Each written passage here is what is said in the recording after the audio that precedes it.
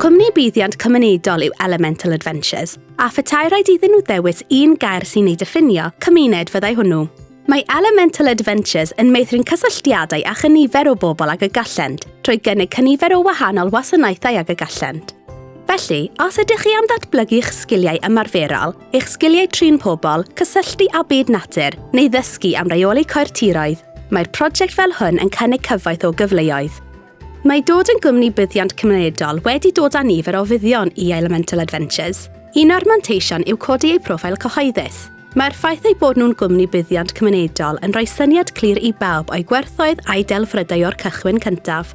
Roedd Elemental Adventures am eu prosiect dyfu'n araf ond yn gadarn, ac mae'r ffaith ei bod yn gwmni buddiant cymunedol yn golygu y bydd ei prosiect yn magu nerth, iechyd a gwyntnwch yn raddol dros amser.